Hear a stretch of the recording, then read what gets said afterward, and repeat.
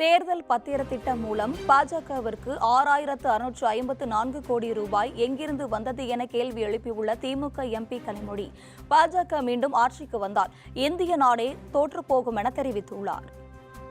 Electoral bonds கொண்டு வந்த பிறகு 2018 அவங்களுக்கு வந்த எலக்ட்ரல் பாண்ட்ஸ் 210 கோடி, 2019 1450 கோடி, 20 2505 கோடி, 22 1033 கோடி, 23 பிஜேபிக்கு வந்த பணம் 1294 கோடி, மொத்தம் 6564 கோடி.